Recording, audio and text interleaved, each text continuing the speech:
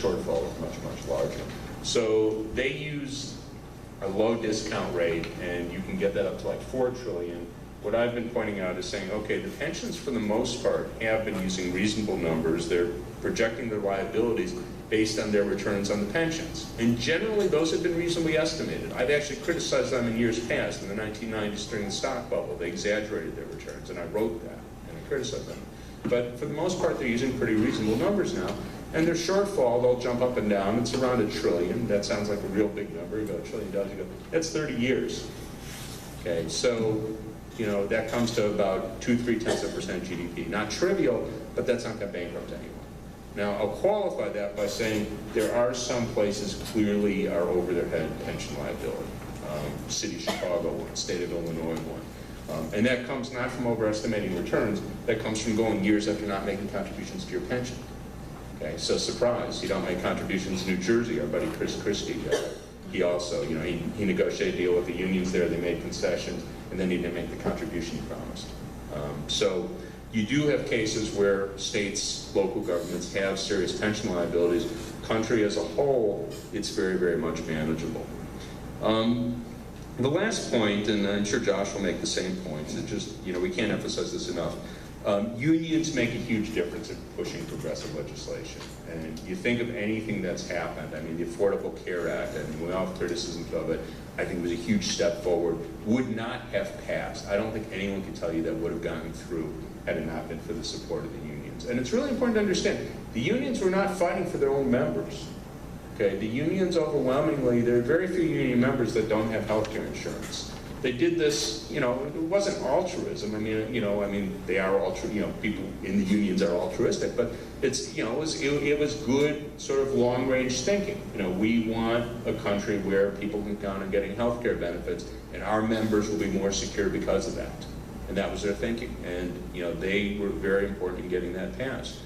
If you look at the state and local level, every progressive change, and I shouldn't say every because someone's giving me a counterexample, but certainly most of the progressive changes, you think of the minimum wage laws that have been raised, no way on earth that would happen without unions. And again, for the most part, that's not directly helping the unions. There are very few union members that, you know, when you raise the minimum wage, that they're getting a higher pay because of that. There's some.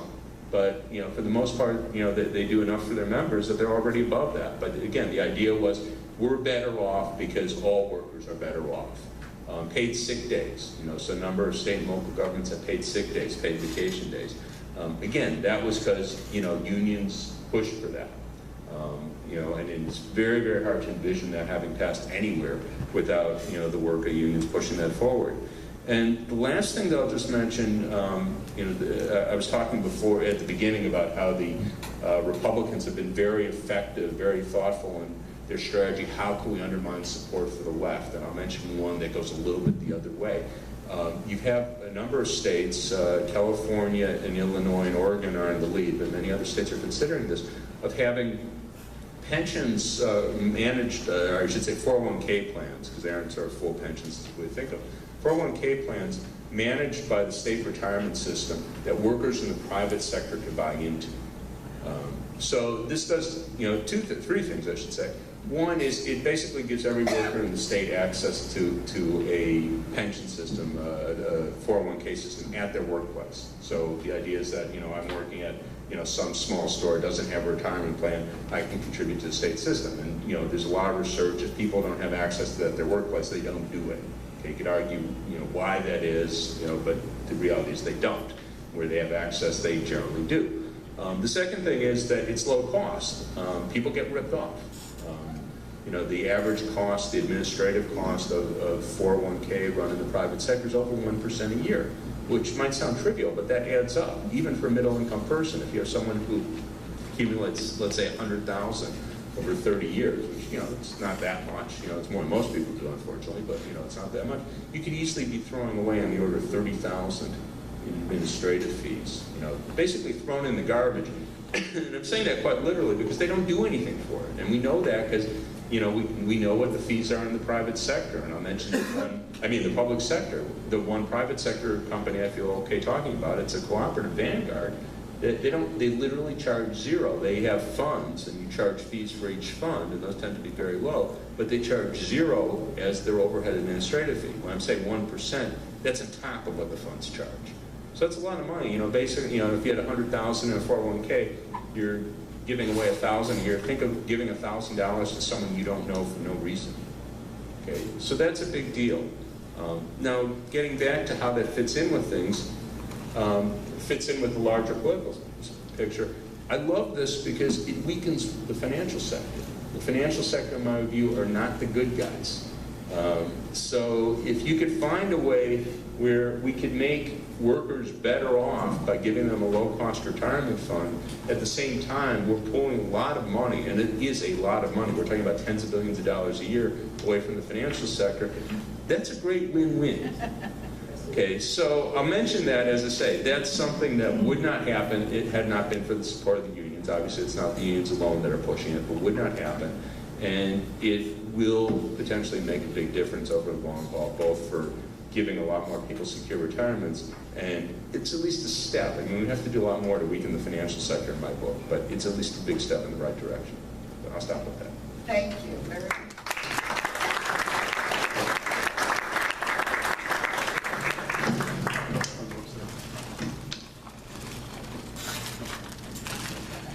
Hi, good evening. I'm Ed Gilmartin, and I'm the chair of the FCDC Labor Committee. And during the day, I'm the general counsel for the Association of Flight Attendants and AFL-CIO Union. We represent 25 different airlines. We tried to get a speaker from the AFL, but that kind of fell through since I work for the AFL. I'm in. It's okay, I'll do all right. As Dean said, it's pretty well established that the Republican Party, the right wing, ever since Reagan decided that the key to win elections and debilitate Democrats is to go after the unions, particularly public sector unions, because once they win the governorship and the legislature, they can really do damage. And I think that's a pretty well established fact. But I think there's another aspect to this we really need to talk as Democrats, that our Democratic brethren sometimes don't do the right thing when it comes to these issues. Now, recently, Silicon Valley has almost supplanted Wall Street as the major force in Democratic circles as far as money and influence. And I was thinking about that when I came across this article dated September 6th of the New York Times. And it was a survey, an article about a survey done by Stanford political scientists.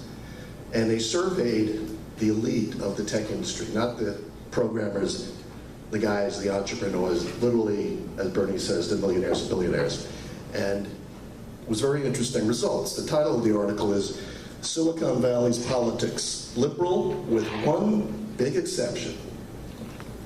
And sure enough, and I'll just read this quickly, the survey suggests a novel but paradoxical vision of the future of American politics. Technologists could help push lawmakers, especially Democrats, further to the left on many social and economic issues. But they may also undermine the influence of some of the Democrats' most stalwart supporters, including labor unions. And they may strive to push Democrats away from regulation on business, including the growing calls for greater rules around the tech industry. They support redistribution of wealth, higher taxes on rich people, lots of social services to the poor, including universal health care. Their outlook is cosmopolitan and globalist. They support free trade, open immigration, and they score low on measures of racial resentment. Now for the twist. The study found one area where tech entrepreneurs strongly deviate from democratic orthodoxy and are closer to most Republicans. They are deeply suspicious of the government's effort to regulate business, especially when it comes to labor. They also hope to see the influence of both private and public sector unions decline. So, not only is it the Republicans, I think we have to step back and figure out where we're going, because it's been clear, as in Wisconsin, when they passed Article 10, they lost 130,000 union members. Trump won by 23,000. In Michigan, they instituted right to work and changed the public sector collective bargaining. They lost 35,000 members. He won that state by 11. It made a big, big difference. So it's very simple that Democrats are not helping themselves by not helping and protecting public sector unions. So on that note, let me introduce our next speaker, Josh Bivens. He's the Research and Policy Director of the Economic Policy Institute. He's author of Everybody Wins Except for Most of Us, What Economics Teaches About Globalization. He's the co-author of The State of Working America, and has published articles in both academic and popular venues. He's frequently testified before Congress on economic issues, consulted as an expert, including such stations as NPR, PBS, and MSNBC. And he's going to talk about how we stop the rise of inequality and the key to winning the battle and why unions are key to that effort. I'd like to introduce Josh Bivens.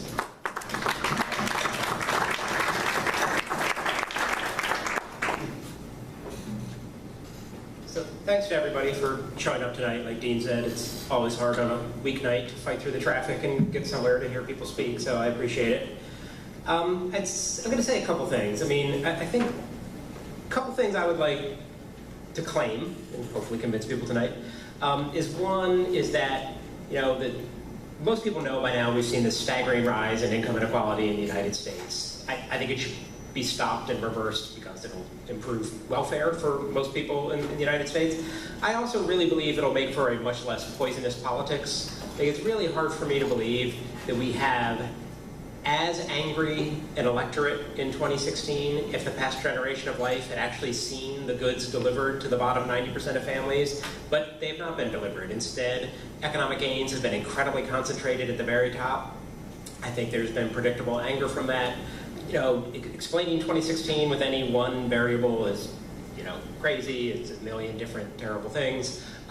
I absolutely think sort of the politics of inequality are bad, and we should also want to solve them for that reason. And I think the other thing I would like people to take away tonight is that if we could convince the Democratic Party to like unions 1/10 as much as the Republican Party hates them, it would be a much better world. It would be just better for unions, although it would be obviously better for them. It would also be better for politics and actually trying to solve some of the issues of inequality. So there's this handout that I tried to send around. I'm just going to describe what the charts are showing you. If you don't believe me, find the handout and look at it. The numbers are on there, and they have. But if you don't have it, you're not going to be lost at sea or anything like that. I mean, essentially, by now we all know there's been this enormous rise in income inequality in the United States. Basically since 1979, you look at the top 1% of households, they've seen their income grow by just under 200% cumulatively over that time. The bottom 90% has seen growth less than 1/10 as fast, less than 20% growth. Basically, if that had not happened, you'd have had about $3 trillion extra dollars to be split among the bottom 90% of the American income distribution. For families in the bottom 90%, if inequality hasn't risen, they're looking at incomes that are about $20,000 a year higher than what they've actually seen. They've actually seen their incomes be very flat in terms of growth. Average incomes have risen okay. How can the average rise while the bottom 90% don't rise? That's really easy. The top 1% see enormous growth and yank up the average. So basically, the rise in inequality has had just huge economic consequences. Who cares about the politics? Just we know people in the bottom and middle would be quite a bit richer and more comfortable had the rise in inequality not happened. And we think at EPI, like we almost require everybody who works for us to have this stamped on them somewhere. The root cause of the rise in inequality has been a divergence between productivity, what is generated, the amount of income generated in the average hour of work in the economy, it's sort of a measure of overall economic growth, and pay for typical workers, say the bottom 80% of the workforce. These two things used to rise in lockstep. Basically, for the 30 years after World War II, productivity rose, wages and benefits for the typical worker rose in lockstep. Starting in the late 1970s, you just see this divergence. Productivity continues to rise, albeit at a slower pace, but it continues to rise every year. The pay for the bottom 80% mostly stops rising at all. I mean, it has been almost stagnant for a 35-year period. If that wedge between productivity and pay doesn't happen, there's no possible way inequality can rise. There would have been no money for the top 1% to grab away from everyone else. It would have shown up in the paychecks of those workers. And so that pay-productivity gap is the real root cause of the rise in inequality, and so that leads to the question, well, what happened? What happened in the American labor market that didn't allow the bottom 80% of workers to see those wage increases that they used to see. And there's this long period of time where economists used to try to tell this really bloodless story about it's just supply and demand. It's, just read a Tom Friedman column at random over the past 30 years and you'll get this story. It's something in the new economy, technology changed, American workers' skills couldn't catch up, and that's what drove this rise in inequality. And lately, thankfully, that story has really started to collapse under the now very apparent lack of evidence for it. And I'm just going to take a minute on this because it does matter. It's a story that people tell and it's totally not true. And it's really been abandoned by researchers who study this now, and yet it has not filtered through to the public at large. And so one way to look at this evidence, take all the occupations in the economy, a bunch of them, like 200 finely detailed occupations, rank them by skill level, by which I mean basically educational credentials. The occupation with the highest share of PhDs is the most skilled, the one with the lowest share of any college grads at all, that's going to be the least skilled. You rank them on that. The story about just technology across the board increase the demand for skills should show up as both the employment and the wages of skilled occupations rising and the employment and wages of the less skilled occupations falling. If you take an Econ 101, it's a shift in the demand curve. That's the story of technological change. When you do that ranking, though, you rank the occupations and you plot employment growth on one axis and wage growth on the other, you don't see a nice, tight, upward sloping line. Instead, you see a cloud. You see some occupations that have seen huge employment growth but no wage growth. Janitors, home health care aides, huge employment growth, no wage growth at all. In fact, wage declines. You see some occupations that have seen no employment growth but huge pay increases. People who work in finance. This does not look like a technology and a supply and demand story. It looks like something else is going on. And that something else, a big part of that something else, is policy and institutions.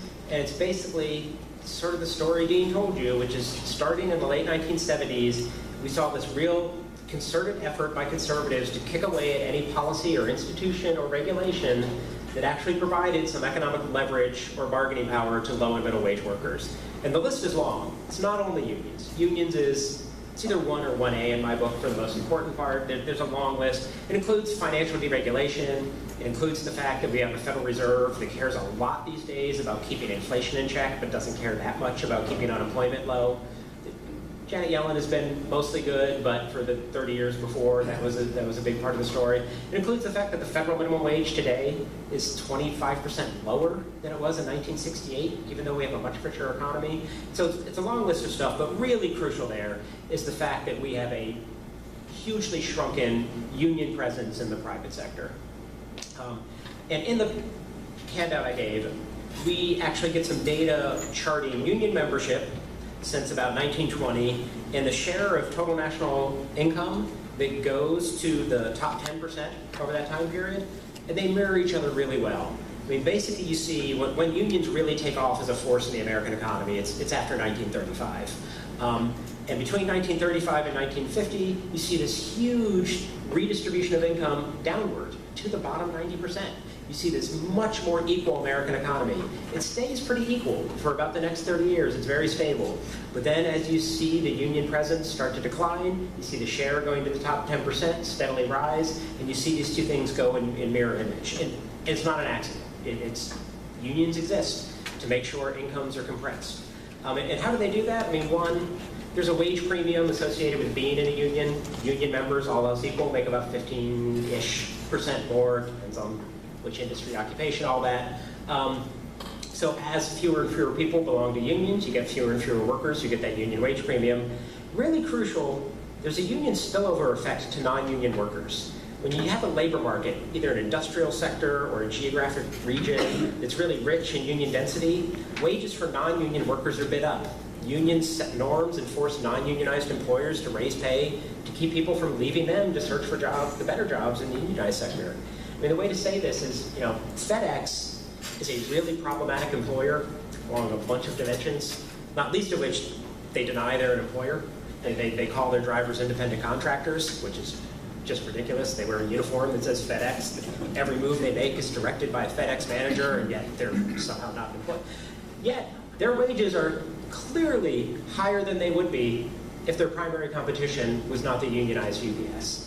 And so by some measures, FedEx pays their drivers okay in the broad scheme of the American economy. I would argue it's not because they're a great employer. You look at every other dimension, they seem to be not a great employer. It is because their wages are bid up because they have to attract drivers away from a main rival who's unionized. And we've done, and there's a slide in the